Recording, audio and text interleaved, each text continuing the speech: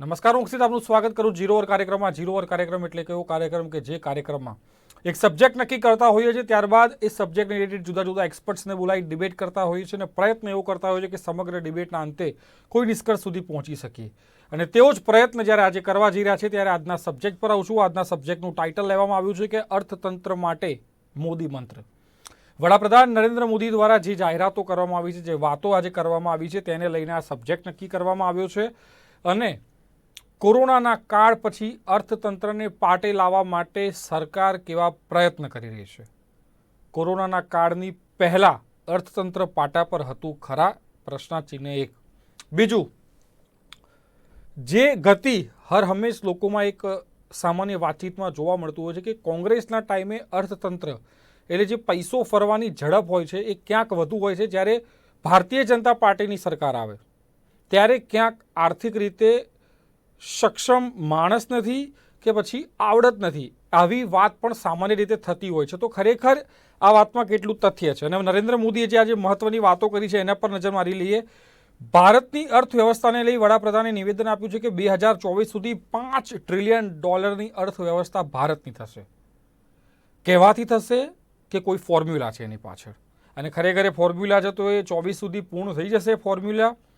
એનાથી આગળ શ્રમ અને કૃષિમાં વિસ્તારમાં વધારો થશે. મેન્યુફેક્ચરિંગમાં ખૂબ જ મોટા પાયે સ્ટાર્ટઅપ ઇન્ડિયાના બેઝ પર કે એવા અનેક સ્લોગન સાથે અને અમુક જે યોજનાઓ છે એના બેઝ લઈ મેન્યુફેક્ચરિંગ સેક્ટરમાં ક્યાંક વધારે આગળ ભારત વધે એવા પ્રયત્ન કરશે અને એના થકી $5 ટ્રિલિયન જે ટાર્ગેટ છે એચીવ થશે.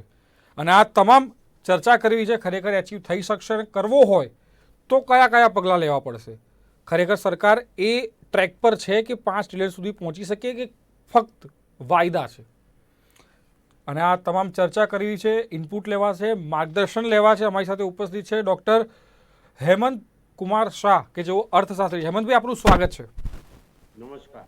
હેમંતભાઈ, મારો પહેલો જ સવાલ હતો કે $5 ટ્રિલિયન અર્થવ્યવસ્થા 24 સુધી કરવી છે 2000, એ બોલવાથી થશે કે કરવાથી થાય? તમારો સવાલ બહુ અને મને એમ લાગે છે કે આ સવાલ વિશે અત્યારે વિશેષ પ્રમાણમાં આવશ્યકતા છે. 2019માં લોકસભાની ચૂંટણી પૂરી થઈ અને નરેન્દ્ર મોદીએ ફરી વડાપ્રધાન તરીકેના શપથ લીધા. તે પછી તરતના સમયમાં એમણે $5 ટ્રિલિયન એટલે 5000 અબજ ડોલરની અર્થતંત્ર ભારતનું ઊભું કરવું છે 2024 સુધીમાં. એને વિશેની વાત કરી હતી અને એ જ વાત એમણે ફરીથી અત્યારે દોહરાવી છે.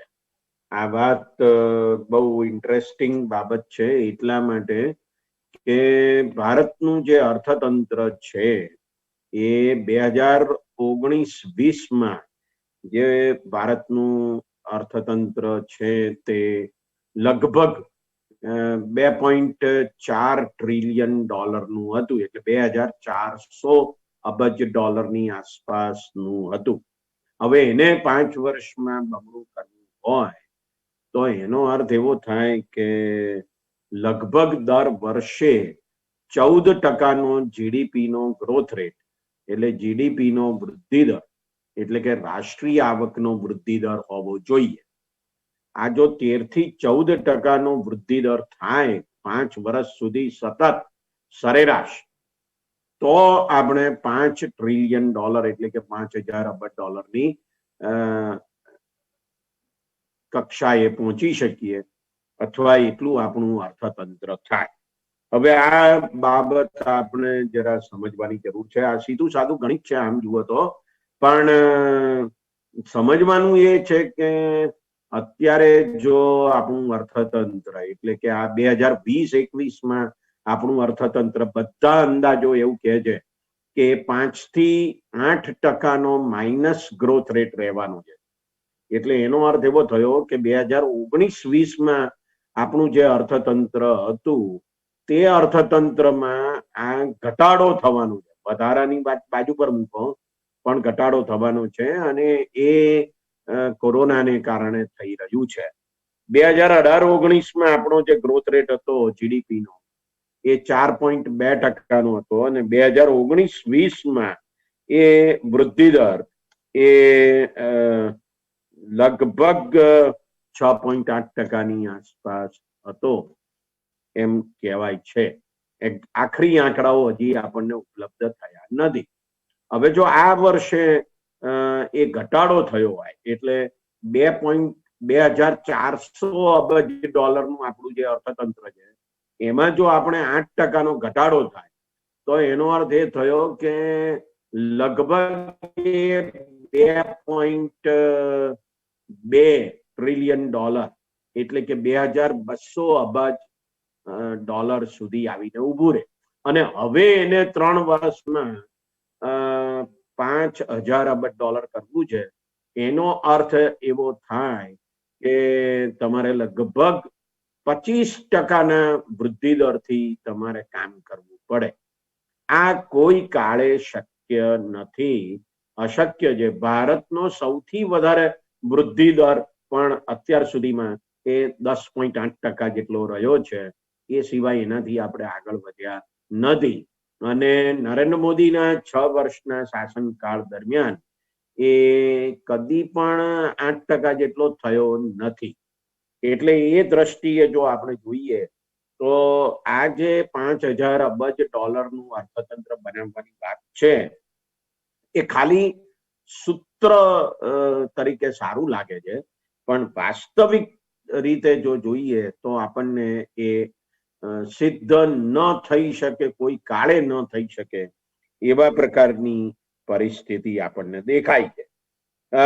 મારે એક બીજી વાત કહેવી છે અને તે એ છે કે ઇન્ટરનેશનલ મોનેટરી ફંડ IMF એણે 2020-21 આપણો વૃદ્ધિ દર એ 10.3% જેટલો નીચો રહેશે એવું એને કહ્યું છે. અને 2021-22 એ 8.8% જેટલો થશે. એટલે આવતે વર્ષે, એટલે આ માર્ચ મહિનો આવે એ પછીનું વર્ષ એમાં એ 8.8% જેટલો રહેશે. એવું જો તમે કરો ને તો જો એ કરો તો પણ 2019-20 જે આપણો વૃદ્ધિ દર છે એના કરતા પણ આપણે લગભગ 1.5% નીચે હોઈશું. આપણી જીડીપી 1.5% જેટલી ઓછી હશે 2021-22. આવું IMF કહે છે. હવે આ અંદાજો જો સાચા પડે, અને મોટે ભાગે એ પડવાની સંભાવના છે, તેવા પ્રકારના સંજોગોમાં મને એમ લાગે છે કે આ જે વાત કરવામાં આવે છે કે ભાઈ આપણે શું કહેવાય કે 5000 અબજ ડોલરના અર્થતંત્રનો લક્ષ્યાંક રાખીએ છીએ, આ બધું એક સૂત્ર સમાન છે. રિઝર્વ બેન્કે પોતે પણ એવું કહ્યું છે કે આ વર્ષે 9.5%નો વૃદ્ધિ દર માઇનસ થશે અને વિશ્વ બેંક પણ એમ કહે છે કે 9.6%નું વૃદ્ધિ દર માઇનસ રહેશે. એટલે રિઝર્વ બેંક 9.5%, વિશ્વ બેંક 9.6% અને IMF 10.3% જેટલો વૃદ્ધિ દર માઇનસ રહેશે એવું કહે છે. ત્યારે આ 5000 અબજ ડોલરની વાત એ થોડી હાસ્યાસ્પદ લાગે છે એવું ચોક્કસ કહી શકાય.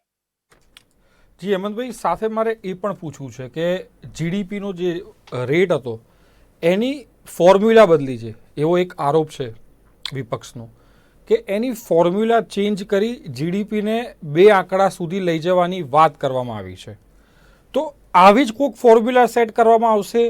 કેવી રીતે ખરેખર જીડીપીમાં વધારો કરી શકાય, કયા કયા સેક્ટર પર ફોકસ કરીએ આપણે તો ખરેખર જીડીપીમાં વધારો થાય અને કદાચ 24 સુધી 5 ટ્રિલિયન ડોલર નહીં પરંતુ ક્યાંક 25, 28 કે 30 સુધી પણ પહોંચી શકીએ? એના ટ્રેક્સ કયા સેક્ટર પર ફોકસ કરવાથી કે કેવા પગલાં ભરવાથી ત્યાં સુધી પહોંચવામાં આપણે કદાચ નજીક પણ પહોંચી શકીએ, એવા કયા પગલાં છે? જુઓ, એમાં એક મહત્વનો મુદ્દો એ છે કે વૃદ્ધિ દર ક્યારે વધે? જ્યારે વપરાશ વધે ત્યારે. વપરાશ ક્યારે વધે? જ્યારે આવક વધે ત્યારે. હવે સવાલ એ છે કે કોની આવક વધે ત્યારે વપરાશ વધે? તો જે સામાન્ય માણસો છે એમની આવકમાં વધારો થાય તો વપરાશમાં વધારો થાય. હવે આ સામાન્ય લોકોની સંખ્યા કેટલી આ દેશમાં? તો આ દેશમાં એ લોકોની સંખ્યા સામાન્યપણે પણ જો ગણીએ તો 80 કરોડની તો સરકાર પોતે કહે છે કે 80 કરોડ લોકો ગરીબ છે. અત્યારની જે આપણી વસ્તી છે તે 138 કરોડ છે. એ પ્રકારના સંજોગોમાં બીજા જે 58 કરોડ લોકો રહ્યા એમની આવકમાં વધારો થાય તો કંઈ બહુ મોટો ફેરફાર અર્થતંત્રમાં થઈ જાય એવી સંભાવના નથી. એટલે સંભાવના ક્યાં વધે છે કે જો તમે 80 કરોડ લોકોની આવકમાં વધારો કરશો તો અર્થતંત્ર વધારે આગળ વધશે. એનો અર્થ એવો થયો કે જેની પાસે કોઈ આવક નથી અથવા જેમની આવક બહુ ઓછા પ્રમાણમાં છે એમની આવકમાં વધારો થવો જોઈએ તો જ વિકાસ થશે. એટલે મને એવું બહુ સ્પષ્ટપણે દેખાય છે અત્યારે કે જો આપણે માત્ર ધનવાનોનો વિકાસ થાય અથવા બહુ મોટા પ્રોજેક્ટ્સ આવે અને વિકાસ થાય એમ જો આપણે વિચાર્યા કરીશું તો મને લાગે છે કે એ વિકાસની આપણી વ્યાખ્યા ખોટી છે અને એને આધારે વિકાસ થશે એવું માની લેવું વધારે પડતું છે. મારો કહેવાનો મુદ્દો એ છે કે આખો જે વિકાસ છે તે અત્યારે આપણે શું કહેવાય કે પ્રવાસન ઉપર આધારિત, ટુરિઝમ ઉપર આધારિત વિકાસ છે એવું એક આખું મોડેલ વિકસાવવામાં આવી રહ્યું છે. તમે જુઓ, સરદારનું પૂતળું બનાવ્યું આપણે કેવડિયા ખાતે, બુલેટ ટ્રેન આવે છે, સી પ્લેનની વાત થઈ રહી છે અને આવું બીજું ઘણું બધું થઈ રહ્યું છે. તો આ બધું જે છે એ શાને માટે છે અને કોને માટે છે? આ બહુ જ મહત્વનો મુદ્દો છે કે એનાથી આવક કોની વધે છે. જ્યાં સુધી સામાન્ય માણસોની આવક નહીં વધે ત્યાં સુધી દેશનો વિકાસ થવાની સંભાવના નથી. અને એક બીજો મુદ્દો મારે કહેવો છે કે દેશનો વિકાસ થઈ જાય પણ સામાન્ય લોકોનો વિકાસ ના થાય એવી પૂરી સંભાવના છે. એ આપણો અનુભવ છે. પણ જો સામાન્ય લોકોનો વિકાસ થાય એટલે કે બધા લોકોનો વિકાસ થાય, 138 કરોડ લોકોનો વિકાસ થાય તો બહુ આસાનીથી દેશનો વિકાસ થઈ જાય છે. એટલે મહત્વનો મુદ્દો હવે મારી દ્રષ્ટિએ એ છે કે જીડીપીમાં બહુ વધારો થાય છે કે નથી થતો એ બહુ વધારે મહત્વનું નથી. મહત્વનું એ છે કે જીડીપી વધે છે, દેશનું ઉત્પાદન વધે છે, દેશની આવક વધે છે, પણ એ આવક કોના ખિસ્સામાં જાય છે એ વધારે મહત્વનું છે. એટલે જીડીપી નો વૃદ્ધિ દર થાય 10%, 15%, એના કરતા પણ વધારે મહત્વનું એ છે કે 10%, 15% વધે છે તો એ કોના ખિસ્સામાં જાય છે. જો એ આ દેશના 25, 30, 40 કરોડ જે ધનવાનો છે એમના જ ખિસ્સામાં એ વિકાસ જવાનો હોય તો મને લાગે છે કે આ દેશ કોઈ દિવસ વિશ્વગુરુ બની શકશે નહીં. જ્યાં લાખો કરોડો લોકો એ ભૂખમરાથી પીડાતા હોય એવો દેશ કેવી રીતે વિશ્વગુરુ થઈ શકે એ તો તમે મને કહો. એટલે મારો જે કહેવાનો મુદ્દો છે તે આ છે કે આપણે એના ઉપર ધ્યાન કેન્દ્રિત કરવાનું છે કે આ વિકાસની વહેંચણી કેવી રીતે કરવી. એટલે હું તો એવું કહું કે જીડીપી 0 ગ્રોથ રેટ હોય એટલે કે જીડીપીમાં બહુ વધારો થાય જ નહીં તો પણ વિકાસ થઈ શકે. જે જીડીપી ઉત્પન્ન થઈ છે એની વહેંચણી યોગ્ય રીતે કરવામાં આવે સમાજના બીજા વર્ગોમાં તો પછી વિકાસ બધે વહેંચાયો એવું કહી શકાય. અત્યારે તો એવી તકલીફ છે કે પેલું માટલામાંથી પાણી ગળતું હોય ને અને નીચે પાણી બહાર પડે એટલો વિકાસ પણ આ દેશના ગરીબો સુધી પહોંચતો નથી. તો જે માટલામાં પાણી છે ને જે માટલામાંથી પાણી પીએ છે એમને જ તમે પાણી રેડ્યા કરો છો માટલામાં અને નીચે તો માંડ પેલું પાણી જમે છે. તો આ વિકાસ જમતો જમતો નીચે આવશે ગરીબોના કિસ્સામાં પણ ક્યારે આવશે? આ સવાલ મને લાગે છે કે આપણે વધારે પૂછવાની આવશ્યકતા છે. એટલે આપણે ચાલશે વિકાસ નહીં થાય તો, જીડીપી નો વૃદ્ધિ દર ઊંચો નહીં જાય તો પણ ચાલશે. સવાલ એ છે કે આ વિકાસ કોના સુધી પહોંચેલો હોવો જોઈએ. અને આજકાલ આત્મનિર્ભર ભારત એમ વારંવાર કહેવામાં આવે છે. દેશ આત્મનિર્ભર થવો જોઈએ, પણ શું આપણી ખરેખર માનસિકતા એવી છે ખરી? વડાપ્રધાન પોતે જે 8,400 કરોડના 2 વિમાનો મંગાવે છે, એ વિદેશી વિમાનો છે, વિદેશથી આવે છે, ત્યાં તૈયાર થઈને આવે છે. તો એ શું આત્મનિર્ભરતા છે? આપણે લોકડાઉનમાં લગભગ 340 કરોડ ડોલરની લોન લીધી છે IMF પાસેથી, અરે વિશ્વ બેંક પાસેથી. 200 કરોડ ડોલરની તો માત્ર વિશ્વ બેંક પાસેથી લીધી છે, ADB પાસેથી આપણે લોન લીધી છે. તો શું આપણે આત્મનિર્ભર આ રીતે થઈશું? આ દેશની એક બહુ મોટી કંપની રિલાયન્સ ઇન્ડસ્ટ્રીઝ લિમિટેડ, એ દેશની કંપનીઓ ખરીદે છે અને રિલાયન્સના શેર પછી વિદેશી કંપનીઓ ખરીદે છે. તો એ રીતે શું આપણે આત્મનિર્ભર થઈશું? આ બધા સવાલો એ આ દેશના વિકાસ સાથે સંકળાયેલા છે. 5,000 અબજ ડોલરની ઇકોનોમી થઈ જાય, ભારતનું અર્થતંત્ર થઈ જાય, એ જ પૂરતું નથી. ઘણી બધી બાબતો એની સાથે સંકળાયેલી છે. એ પૂરતું નથી એ તો ઠીક છે, પણ એ થવાનું પણ નથી 2024 સુધીમાં, એ વાત નક્કી.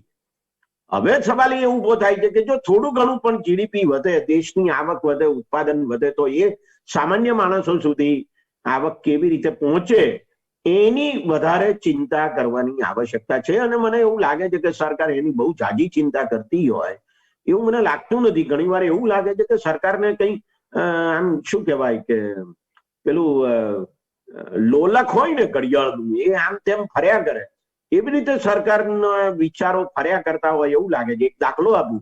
આવશ્યક ચીજ વસ્તુ ધારો, એમાં સુધારો કર્યો 1955 આ કાયદો.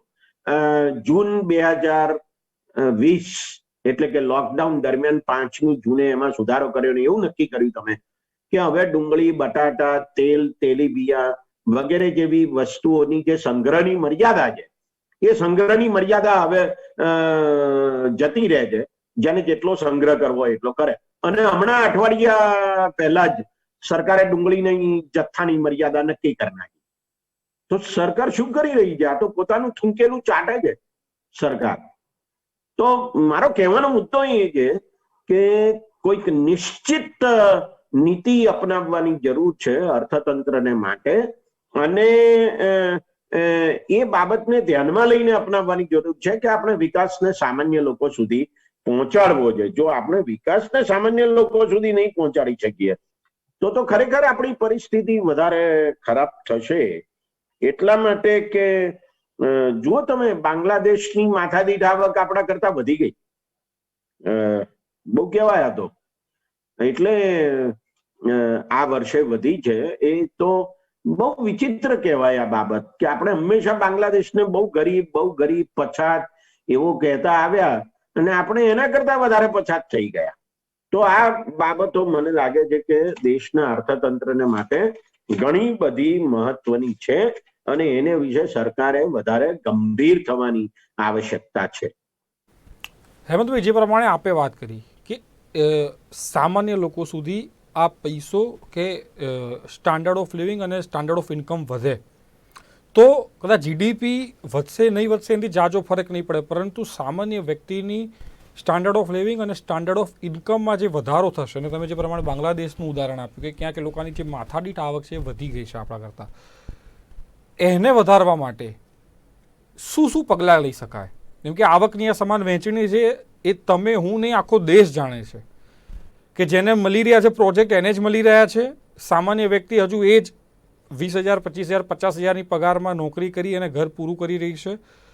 પણ લોકો સુધી આ આવકની વહેંચણી સમાન રીતે થાય. લાઈક અમુક કન્ટ્રીઝની વાત કરીએ તો કે એક કન્ટ્રીઝમાં અમુક પેરામીટર હોય કે આટલા કલાકમાં તમને આટલા ડોલર મળે, તમે આ કામ કરો તો આ મળે, આ કામ કરો તો આ મળે. બેઝિક ક્લિયર છે કે આટલા તો તમને મળશે જ, તમે ગમે તે કામ કરો. એવી કોઈ ફોર્મ્યુલા લાગુ કરવાથી કદાચ આવકની અસમાન વહેંચણી છે એના પર આપણે એટેક કરી શકીએ, એવી કોઈ કેલ્ક્યુલેશન, કોઈ ફોર્મ્યુલા ખરી? કોણ દૂર કરે? બજાર દૂર કરે કે સરકાર દૂર કરે?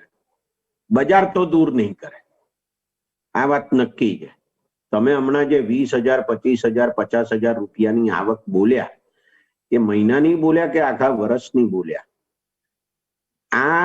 આ દેશમાં 50 કરોડ લોકો એવા છે, પરિવારો જો તમે ગણો તો 10 કરોડ પરિવારો એવા છે કે જેમની વાર્ષિક આવક 50,000 રૂપિયા નથી. આ એક હકીકત છે.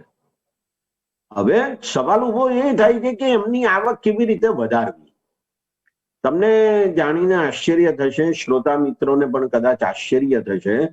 મેં હમણાં જ એક અભ્યાસ વાંચ્યો અને એ અભ્યાસમાં એમ કહેવામાં આવ્યું કે લોકડાઉન દરમિયાન અમેરિકામાં ગરીબીનું પ્રમાણ ઘટ્યું છે. એટલે ગરીબી લગભગ 11.5%, 12% હતી. એ ગરીબીનું પ્રમાણ એ લગભગ 11%ની નીચે, એટલે કે લગભગ 11.5%ની આસપાસ, 10.5%ની આસપાસ થયું છે. ક્યારે? એપ્રિલ, મે, જૂન, જુલાઈ અને ઓગસ્ટ, આ 5 મહિનાના ગાળા દરમિયાન. બીજી તરફ આપણને કેટલાક અભ્યાસો એમ કહે છે કે ભારતમાં 40 કરોડ લોકો વધારે ગરીબીની રેખા નીચે જતા રહ્યા હોવાનો અંદાજ છે. હવે આ બે બાબતોને તમે સરખાવો કે લોકડાઉન છે, ઉત્પાદન ઘટ્યું છે, અને છતાં અમેરિકામાં ગરીબી ઘટે છે. કારણ કે ડોનાલ્ડ ટ્રમ્પે ત્યાંના લોકોને $1200 આપ્યા અને વત્તા બેકારી ભથ્થું $600 આપ્યું, અને એને પરિણામે ગરીબીના પ્રમાણમાં ઘટાડો થયો. અમેરિકામાં પણ ગરીબી છે 12-12.5%ની આસપાસ. હવે એમાં ઘટાડો થયો, બરાબર. અને આપણે એમ કહીએ છીએ કે 40 કરોડ લોકો વધારે ગરીબીની રેખા નીચે ધકેલી જશે, જે લોકો ગરીબીની રેખાની ઉપર હતા લોકડાઉનને પરિણામે. તો આ કેવો વિરોધાભાસ છે? ગરીબી ઘટાડે છે કોણ? એનો અર્થ એવો થયો કે ગરીબી સરકાર ઘટાડે છે. આ વાત મને લાગે છે કે આપણે માટે બહુ મહત્વની છે. આપણે સરકારોએ, રાજ્ય સરકારોએ અને કેન્દ્ર સરકારે આ કામ કરવાની જરૂર છે, ગરીબી ઘટાડવાની. હવે એને માટે તમારે શું કરવું પડે? તો કે એને માટે તમારે નરેગા જેવી જે યોજના છે એમાં વધારે પૈસા ખર્ચવા પડે અને લોકોને રોજગારી આપવી પડે. એવી જ રીતે શિક્ષણ અને આરોગ્ય પાછળ વધારે પૈસા ખર્ચવા પડે અને લોકોને શિક્ષણ આપવું પડે ને આરોગ્યની સેવાઓ પૂરી પાડવી પડે. હવે એને માટે સરકારે ખર્ચ કરવું પડે. જીડીપીના માત્ર 2.5% જેટલું ખર્ચ એ શિક્ષણ પાછળ થઈ રહ્યું છે, અને આરોગ્ય પાછળ તો લગભગ 1.4% જેટલું ખર્ચ થઈ રહ્યું છે. એમાં મોટો વધારો કરવાની આવશ્યકતા છે, અને એ જો ન કરીએ આપણે તો પરિણામ એ આવશે કે ભવિષ્યમાં આપણને સ્કિલ માણસો નહીં મળે, કુશળ માણસો નહીં મળે, અને બીજી તરફ આપણને જે આરોગ્ય પાછળ ખર્ચો થશે એ ખર્ચો જો આપણે વિચિત્ર રીતે કરીશું. એટલે મને એવું લાગે છે કે જો આરોગ્ય પાછળ પોઝિટિવ ખર્ચા કરવાની આવશ્યકતા છે, પ્રિવેન્ટિવ મેઝર્સ પણ વધારે મોટા પ્રમાણમાં લેવાની આવશ્યકતા છે. એ આપણે જો કરી શકીએ તો મને લાગે છે કે ગરીબી દૂર થાય, બેકારી દૂર થાય અને સામાન્ય લોકોની આવકમાં વધારો થાય. એટલે ફરી એકવાર કહું છું કે જીડીપીમાં જ વધારો થાય અને $5,000 અબજ આપણું અર્થતંત્ર થઈ જાય. માની લો કે થઈ ગયું 2024માં, જે થવાની કોઈ સંભાવના નથી, પણ માની લો કે થઈ ગયું, તો આપણે સવાલ એ પૂછવાનો આવે છે કે શું એનાથી ગરીબી દૂર થઈ હશે ખરી 2024માં? શું ખરેખર બેકારી દૂર થઈ હશે ખરી 2024માં? જો ગરીબી અને બેકારી દૂર ના થયા હોય, બહુ મોટા પ્રમાણમાં એમાં ઘટાડો ના થયો હોય, તો આપણે આ $5,000 અબજના અર્થતંત્રને કરવાનું શું? કંકુ ચોખા કરવાના જઈશું આપણે? આ સવાલ મને લાગે છે કે વધારે મહત્વનો છે. જી બિલકુલ હેમંતભાઈ, આપ જોડાયા, જે પણ ચર્ચામાં ભાગ લીધો, જે પણ ઇનપુટ્સ આપ્યા, જે પણ માહિતી આપી, તે બદલ આપનો આભાર. તો ખાસ કરીને જે વાત હેમંતભાઈએ કીધી, 2 કે 3 બાબત છે એના પર ફોકસ કરવાની જરૂર છે. એક તો સરકાર ગરીબી દૂર કરે છે, એનું એમને એક્ઝામ્પલ આપ્યું, ડોનાલ્ડ ટ્રમ્પનું એક્ઝામ્પલ આપ્યું, એનાથી ગરીબી દૂર થઈ છે. એટલે સરકારના હાથથી આ કામ થઈ શકે છે કે ગરીબી દૂર થઈ શકે. નેક્સ્ટ, જીડીપીમાં વધારો થાય કે ના થાય, પણ આવકની સમાન વહેંચણી, જે અસમાનતા છે આવકની, એમાં ક્યાંક લેવલ આવે. નરેગા જેવી યોજનાઓમાં એમણે કીધું વધુ ખર્ચ કરો, આરોગ્યલક્ષી યોજના કરો. લોકો ક્યાંક શિક્ષિત થશે તો રોજગારી વધશે, રોજગારી વધશે તો બહારથી કંપનીઓ અહીંયા આવશે, ક્યાંક એફડીઆઈનો બી ફાયદો મળશે. જીડીપીમાં કદાચ વધારો નહીં થાય તો ચાલશે, પણ સામાન્ય લોકો સુધી એમની આવક, માથાદીઠ આવકમાં વધારો થવો જરૂરી છે. ત્યારે જઈ $5 ટ્રિલિયન જે ટાર્ગેટ છે એ પૂરો કરશે તો સાર્થક ગણાશે. નહીતર પરિસ્થિતિ જેમને જે એન્ડિંગમાં કીધું કે કદાચ એચીવ કરી બી લીધો $5 ટ્રિલિયન, પણ ગરીબી અને ગરીબીની નીચે જીવતા વ્યક્તિઓની સંખ્યામાં જો ઘટાડો નહીં થાય તો એનો મતલબ શું? તો આ હતો આજનો સબ્જેક્ટ, આજની ચર્ચા. ફરી મળીશું, ત્યાં સુધી રજા આપશો. નમસ્કાર.